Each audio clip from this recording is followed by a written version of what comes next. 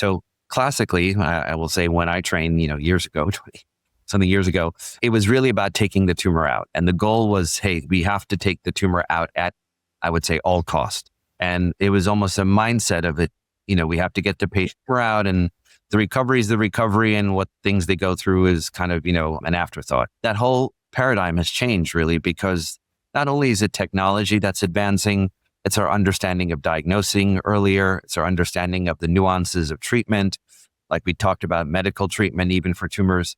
So all of that together is really designed to try to optimize outcome and get people high quality post-operatively. Welcome to the IQ Podcast. I'm Dr. Rani Banik, here to help you boost your IQ with powerful insights that connect your eyes, your brain, and your whole body wellness. Hello, and welcome to the IQ Podcast. I'm your host, Dr. Rani Banik, and in this podcast, you'll be gaining insights into your vision health, your brain health, and your overall wellness to maintain healthy vision for life. Today, we're going to be talking about an important and sometimes concerning topic: when vision changes may be a sign of something happening in the brain. And to discuss this, I've invited a very special guest, my colleague and friend, Dr. Raj Shrivastava. Dr. Shrivastava is a neurosurgeon at Mount Sinai in New York City, and he's also a leader in the care of patients with brain tumors and also complex neurologic problems. I've had the privilege of working closely with Dr. Shrivastava for over 10 years, and we've shared patients, particularly when vision symptoms intersect with neurologic disease.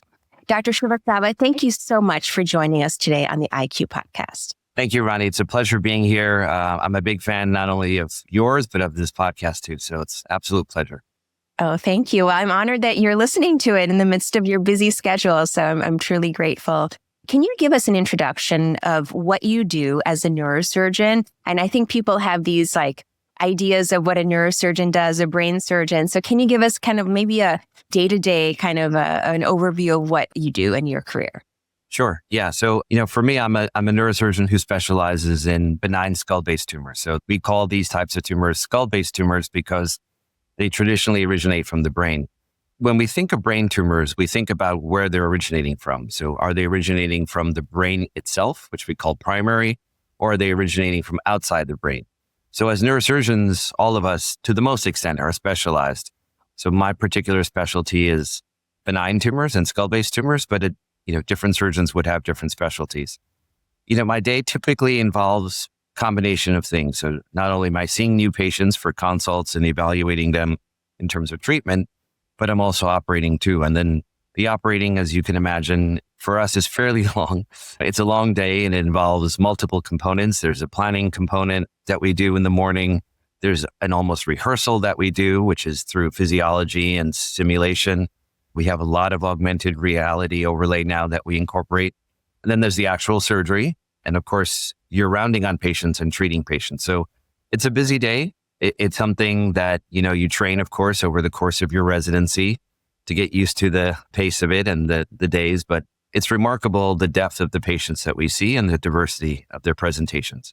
Yes. And could you just share how long is the training? What is required to become a neurosurgeon? I'm sure people are curious. So, once you finish medical school, it's a 7-year training.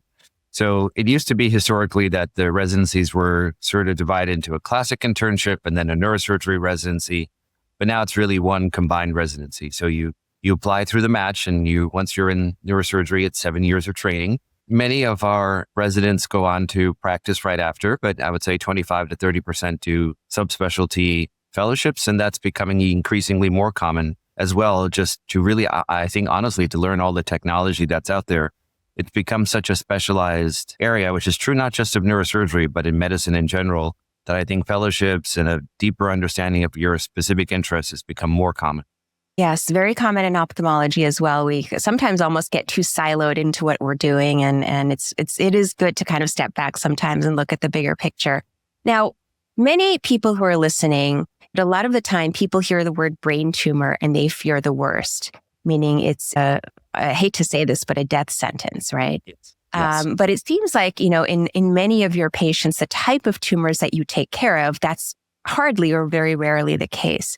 Can you put that into perspective a little bit about what is meant by a brain tumor And specifically, you mentioned skull-based tumors. What are the types of tumors that you treat? Yes. So I think that's a great question. I think when people think of brain tumors, they automatically go to the worst case scenario, which is the classic, what we call glioblastoma, which is a very aggressive primary brain tumor, which unfortunately, as you said, it has really been difficult to treat. I mean, there's a lot of very, I would say, encouraging technology and research that's relatively recent in terms of CAR T therapy and other things, which I think for the first time in at least the course of my career have been encouraging. But for the most part, yes, glioblastoma is definitely an aggressive type of brain tumor. That's only one type of tumor, though. That's the primary brain tumors. The vast majority of tumors are actually benign tumors, and we think of them as a variety based on their presentation. So skull-based tumors, or what we call skull-based, originate from outside the brain. So the lining of the brain is classically called meninges. So meningiomas are common. The other common area, of course, is pituitary gland. The pituitary is the main hormone regulator of the body. So benign tumors in this location are also very common. They're interesting too, because they can secrete hormones and you can present with secretory states. And that is something I would say that's, in my opinion, underdiagnosed in population. I think that's something that, technology and endocrinology has really made significant advancements for. But that would be the other type of tumor. And then the classic other area is something we call vestibular schwannoma, which are benign tumors that have to do with hearing and balance. So those three populations, I would say, meningiomas, pituitary tumors, and acoustic tumors, really make up the bulk of the type of practice that I have and the patients that I see. All of them are benign, but, as you were mentioning, all can present with different types of symptoms. Mm-hmm.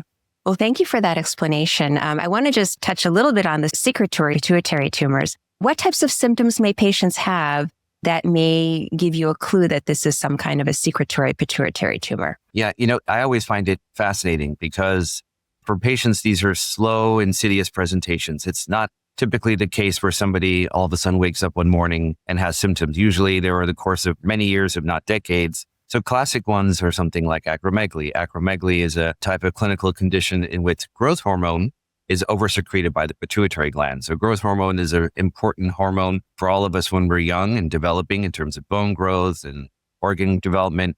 But if it continues well into adulthood, it used to classically be called gigantism, but it's really just increased in soft tissues, muscle growth, bone growth, and in its worst cases can actually cause cardiovascular morbidity.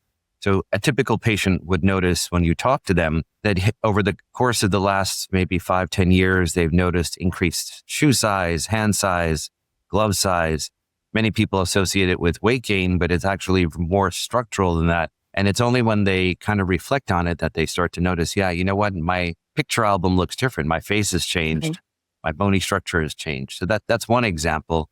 The more difficult one to diagnose is Cushing's disease. And Cushing's disease is an oversecretion of cortisol, which is the main body steroid.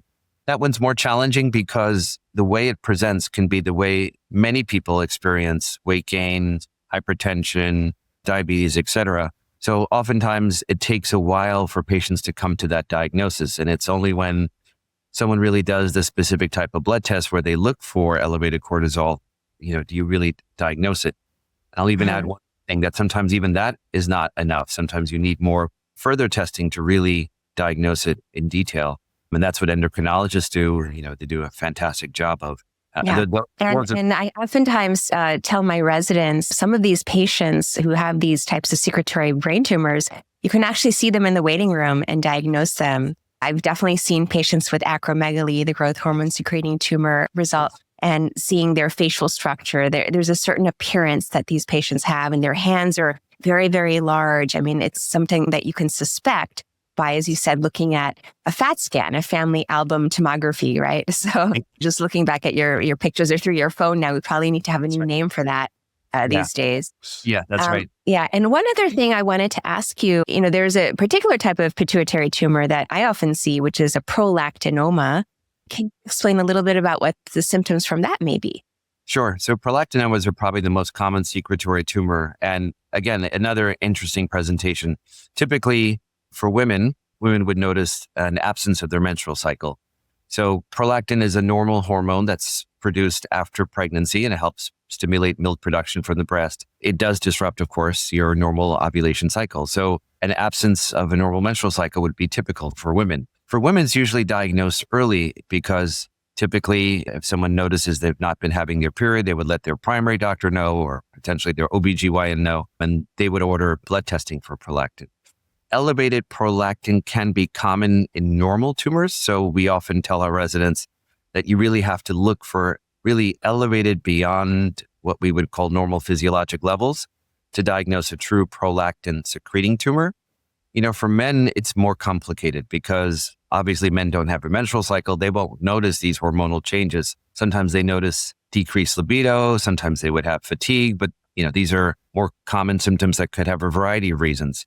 So classically for men, they would really present when the tumor's larger and they would start to develop other symptoms, potentially headaches and visual symptoms. So the good thing with prolactinomas, it's the one tumor type that can be treated medically because of the fact that it responds so well to dopamine agonist therapy. They're that one type of tumor that doesn't need surgical treatment and can very nicely respond to medical treatment. And we see dramatic reduction, not only in tumor size, resolution symptoms, and obviously decrease in prolactin levels. So that identification has been very, very effective for many patients. Absolutely. And one other very interesting symptom of prolactinoma, sometimes it can cause galactorrhea, which is discharge from the nipples. Yes. And sometimes, women who are not breastfeeding may notice a discharge, and that should be a warning sign as well. And sometimes men can have it as well. Isn't that correct, Dr. Shrivastava? That's right. That's correct. And, you can imagine for men, it's not only a scary symptom, but I think for a lot of them, there is this sense of almost they feel embarrassed by it. So they often don't approach a doctor for their symptoms because they think something is unusual or wrong. So it's something that at least I've seen in my practice, there's been a long delay in getting to treatment and diagnosis. Yes, absolutely. So I know that there are certain symptoms that people don't like to talk about, but if you've had any of these symptoms, definitely bring it up with your primary care doctor and get a workup. I think that's the best thing to do. Hello, I'm Dr. Rani, and I'm here to talk about something we often take for granted, our vision. In my book, Beyond Carrots, Best Foods for Eye Health A to Z, I delve into how crucial it is to be proactive about your vision health. Certain eye issues are quite common, such as dry eye and eye strain, while others frequently develop with age, like cataracts, macular degeneration, diabetic retinopathy, and glaucoma. Some of these types of eye conditions can be debilitating and even lead to loss of vision. The good news is that many of these sight-stealing conditions are preventable if you take the right steps. Your eyes are precious and they deserve the best care possible. To ensure healthy vision for life, you need to provide your eyes with the proper nutrition they need. Nutrients like lutein, zeaxanthin, and bioflavonoids, also omega fatty acids, are like fuel for your eyes, keeping them strong and vibrant.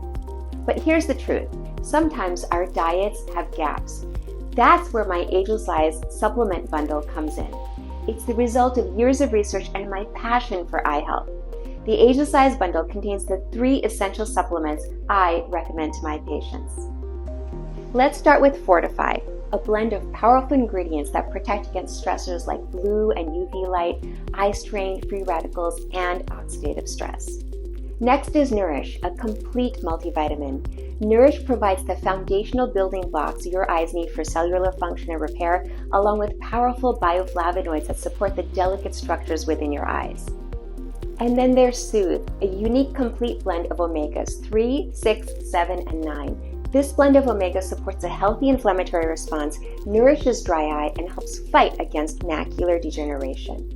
Remember, taking care of your eyes isn't just about today, it's an investment in your future. By being proactive now, you can enjoy healthy vision for years to come, so you can continue reading, using a device, staying independent, and seeing the faces of your loved ones. So, join me in taking the first step towards a lifetime of clear, vibrant vision. It's time to introduce your eyes to the Ageless Eyes bundle. I invite you to learn more on my website about each of the powerful supplements that make up the trio in the Ageless Eyes bundle. Let's embark on this journey together because your eyes deserve nothing but the best. The Ageless Eyes bundle. See the world with clarity and confidence. Now, Dr. Shrivastava, over the years, we've shared many, many patients who come in because they have vision problems and ultimately they're diagnosed with one of these brain tumors, skull-based brain tumors. Which types of tumors have you seen in your practice are most likely to cause vision issues and why? Yeah. Yes. So absolutely. So, for us, for at least the variety of the patients that we just talked about, the benign brain tumors, pituitary tumors are classically the ones that present with visual symptoms. So if you think about where the pituitary gland is located, it's located just underneath the optic nerve in an area where the two nerves come together, which we call the chiasm. The interesting thing or the fascinating thing about the brain is that it's always processing vision from both eyes, and it's creating the perception of unified vision, which is in itself a fascinating topic in terms of how vision is processed by the brain. So one can imagine that if you have a pituitary tumor and it's large, which they classically are, and we call those macroadenomas, they can compress vision. So it's a structural compression of the nerve itself. And depending what aspect of the nerve is compressed can give you different visual symptoms. So the classic presentation for us is a patient who doesn't necessarily have endocrine abnormalities, but would have progressive visual changes and headaches that they've noticed sort of slowly over the course of maybe months or even years until it becomes more dramatic or before it's picked up. So it's really the location. The joke we use in neurosurgery is like it's New York City real estate. It's location. Absolutely. Yeah. And one other thing many patients may notice with this type of vision loss is that it's side vision or peripheral vision. So they may not notice this for many years because slowly their peripheral vision is being degraded and everything's kind of closing in. And it's not until it gets advanced and they start bumping into objects, bumping into walls, for example, or people on the street, that they may notice that something is wrong. So again, a lot of these types of tumors are slow growing, very indolent, takes years or even decades sometimes. Yes. Isn't that right, Dr. Shrivastava? Absolutely. And, it's funny because when you talk to patients, the classic thing they'll always say is, that makes a lot of sense because I've noticed over the last few years, I've been bumping into things, driving's become more difficult. I feel a little less confident when I'm biking or doing other things that require your use of peripheral vision, or they just notice their vision's off. Like they can't really describe it, but they feel like they don't have the full perception of vision. And, in a busy life where all of us are working and doing things, it doesn't necessarily come to the forefront of your concern, understandably. And it's really when you diagnose it and actually examine it that people then reflect back and say, yeah, this has been a long-standing issue for me. Yeah. Another symptom that I shouldn't say often because it's not that common, that patients may have is loss of smell. Yes. That ultimately leads to a diagnosis of a brain tumor. Can you talk a little bit about that and what types of brain tumors may cause something like that? Sure. So I think there's so much interest with loss of smell because of COVID. As you can imagine, I remember during the COVID pandemic, one of the classic things with COVID infection was this loss of sense of smell and prolonged, really, I would say, inability to smell. That's been so common, I will tell you, Rajani, that so many patients come in and like, what does that mean for me? What does that mean? Is that a symptom of my tumor? So the way a tumor can change your sense of smell, again, is the location of where the tumor is. So olfaction, which is the perception of smell, is classically through our nose. And all of us on the inside lining of our nostril have very fine sensory receptors. All these receptors go from the nose into the skull, through the skull base, between your eyes. And all of our skulls have small little openings for which these small little rootlets, actually the rootlets come in. So a tumor in this location can definitely affect smell. It's interesting too, because again, going back to subtle symptoms, smell itself may not be the first thing people notice unless your job depends on it. If you're a sommelier or someone for whom smell is your livelihood, one can imagine that it's not something you pick up right away. When a tumor lives in this location, it's the sense of smell that gets affected, but oftentimes really it's the secondary features that patients notice that brings them to a doctor, which would be headaches or, like we were just saying, visual changes when they get larger. But absolutely, sense of smell can be a classic early presentation. Yes. And I can actually recall a patient that whom we share, Dr. Shrivastava, who had loss of smell for probably 10, 15 years. And he just thought it was his sinuses. He just thought he had bad sinus disease and he didn't really think much about it. And it wasn't until he started to have headaches and his vision was affected that he was ultimately scanned and then diagnosed with having a brain tumor. Now, related to that, if someone's listening to this podcast and they start to think, oh, maybe I have some of these symptoms, what should I do? What would you advise? What's the next best course of action? Should they immediately go make an appointment with a neurosurgeon, or whom should they see? Yeah, that's a great question. And I think, it's interesting to me because all of us, the first thing we do is we tend to Google it, right? We will go online, we're having symptoms, we're concerned. And depending on how you search and depending on the kind of prompt question you ask, all of a sudden you could be told you have a brain tumor. And I think the message that I'd like to kind of emphasize is that even though these are common, certainly in my practice, in the general population, these types of tumors are uncommon. And I always tell patients that even if you have a benign tumor, it often means you don't need to even have treatment. Many times these are small tumors that can be conservatively followed. The vast majority of the patients I see in my practice are, benign tumors, which we follow and, in easily surveillance over years. So I think the important thing is if you're noticing something, to start first either with your primary doctor and discuss symptoms, or an ophthalmologist if it's specific to vision and eye-related symptoms. Hopefully people are getting, yearly eye exams and checkups and so forth. And that's something you can discuss with your ophthalmologist as well. But I think it's important that I want to emphasize that really the incidence is low and the anxiety level is high, understandably, when somebody talks about a brain tumor. But the important thing is to see someone and discuss your symptoms. And I tell all of our patients, be careful of just, continuously Googling and doing things because you can fall down a rabbit hole where before you know it, you've given yourself these very severe diagnoses, which in reality were never the case.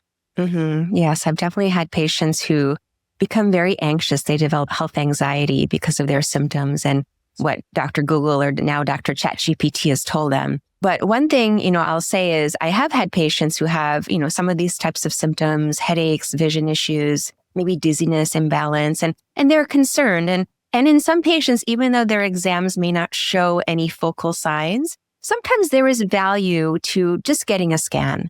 And if it's anything to alleviate the patient's anxiety and concern over this. What are your thoughts about that? Getting just routine scans. I know people are now getting like whole body MRIs or whole body CAT scans. What are your thoughts about that? I think we have to be a little bit careful. And the reason I say that is my personal bias is that we live in a world where there's information everywhere. But the information coming to patients, and I'm talking about even very sophisticated, educated patients, is unfiltered, right? It's coming through a variety of sources. Majority of these clinical presentations don't really match what you're going through. And they introduce, I believe, a lot of anxiety to our modern life because now all of a sudden you're given all this information. It's out of context often. It may not be clinical context. And, as you and I know in our practice, so many things are what's the context of the symptoms or what does this really mean? So I'm a little bit hesitant. I like the idea of being an advocate for your health. I like the idea of educating yourself, understanding, learning about illness and disease. And I think that's a great thing for all of us to have better understanding. But I'm a little bit concerned with getting a lot of studies without being directed towards them, because the one issue I have, and I know this even in my own personal life, is that once you get something, you're kind of driven to go to the next step and the next step, and the interventions start to escalate. So what starts off as a blood test becomes a scan may become a biopsy, etc. So I think it's all appropriate, but it should be through guidance and through somebody talking to you rather than just getting a full body MRI. I like the idea of advocacy and understanding, but I'm a little bit cautious about just getting a lot of unfiltered information. Mm-hmm. Yeah, and I'll share the story of one of my colleagues in ophthalmology who happened to get one of these whole body scans. And incidentally, there was a little tiny bony tumor in her eye socket. And being an ophthalmologist, of course, she was very, very concerned, but it turned out to be really very benign and nothing to be worried about. So I think, caution is really important in choosing some of these tests and also then getting the right providers. If there is something incidental found on the test, to really interpret it and not to go down that rabbit hole of, oh my goodness, what is this going to mean for me and so forth. Dr. Shrivastava, in our last few minutes together, I wanted to kind of talk about the other end of the spectrum. So we've been talking a lot about symptoms and diagnosis, et cetera. What about, let's say somebody's been diagnosed with a brain tumor, they've had surgery. What can one expect in this recovery period? after having brain surgery? I mean, how can it affect one's life? Can they get back to normal function? Can you just give us an overview of that? Sure. One of the remarkable things about how we have neurosurgeries advanced over, I would say, last few decades has really been the focus on doing surgery as minimally invasively as possible. So a classic approach for a pituitary tumor is something we call endoscopic transsphenoidal, which essentially means doing the surgery, through the nose, through using both nostrils to get to the tumor. The concept overarching, I think, all of this is how can we get patients back to a high quality of life after the surgery? So the goals are try to do the surgery as minimally as possible, though, of course, maximally effective. How do you disrupt the least amount of neurologic tissue? And how can you emphasize recovery for patients that gets them back to their quality of life?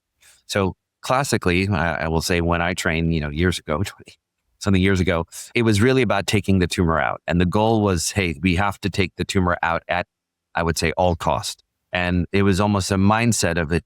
We have to get the patient out, and the recovery is the recovery, and what things they go through is kind of, an afterthought. That whole paradigm has changed really, because not only is it technology that's advancing, it's our understanding of diagnosing earlier. It's our understanding of the nuances of treatment, like we talked about medical treatment, even for tumors. So all of that together is really designed to try to optimize outcome and get people high quality postoperatively. So our typical postoperative patient is really only in the hospital 1 or 2 days, which I know a lot of patients find surprising because you think, hey, I've had a brain tumor, I've had surgery. How come I'm going home in 1 or 2 days? And it's because of the fact that nowadays we can do the surgery and perform the surgery in ways where people actually recover quickly. So it's not just surgeries, the anesthetic profile that's used. It's everything that classically would keep patients in the hospital that are improved around it. So the average patient hopefully does well and is feeling well post-op day 1. The other good thing I tell patients, which is a lucky thing about brain surgery, is brain surgery or anything related to brain is really not painful surgery. It's not getting your shoulder done or your knee or your hip done where you're on, large amounts of opioids or pain medicine. Our average patient is usually on, anti-inflammatory like an Advil or a Tylenol. Pain is not an issue. We want people to get back to walking and going back to their lifestyle. And our recovery now, honestly, for most patients is about a week to 10 days. It's dramatically better than it was when I was training because the focus and the discussion and everything is on how can we be as minimal as possible. And I think, certainly I've seen for myself on the types of approaches and surgeries we did when I trained, we almost never do anymore because of all the endoscopic technology that we have now. Well, thank you for all that reassurance, Dr. Shrivastava. I do remember when I was training as well, it was a different type of recovery that these patients had to go through. And now I think our focus has shifted more towards how can we continue to support this patient's quality of life, like the best quality of life, and maintain function and just overall, just support the patient in all aspects. The same also goes for eye surgeries. Back in the day when people had cataract surgery, probably 50, 60 years ago, they had to be with sandbags on their eyes for 2 weeks. And nowadays people have cataract surgery and they're back to work the next day. So it's really remarkable the way our science has evolved in surgical techniques.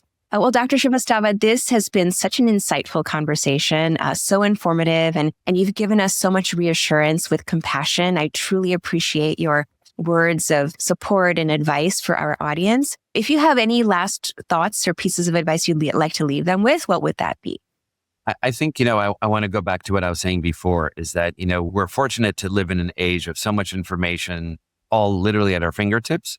I think the important thing is not to get overwhelmed by it, to seek out, your primary doctor or a specialist doctor to help you interpret and understand symptoms.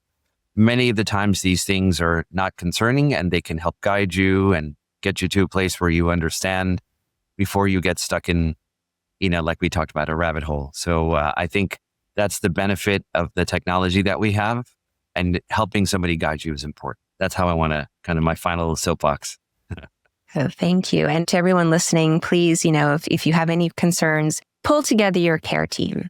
It's usually multiple members of your care team. So whether it's your primary doctor, endocrinologist, neurosurgeon, ophthalmologist, neuro-ophthalmologist, bring everyone together. That's really the best way to approach these types of issues. Again, Dr. Shrivastava, we truly appreciate, I know you have a very busy schedule, so we appreciate spending this half hour with us. And for all of you, we appreciate you as well for listening and tuning in. Remember to subscribe and leave us a review and share the podcast with your family and friends. Thank you again. And thank you all for tuning in. Take care. Take care, everyone. Bye-bye. Thank you for tuning in to the IQ podcast. I hope you enjoyed today's episode and learned something new to help you boost your IQ. Leave us a review and share the podcast with your family and friends. Stay connected with me for more eye-opening insights on eye health, nutrition, and lifestyle. Until next time, keep your vision clear and your IQ sharp.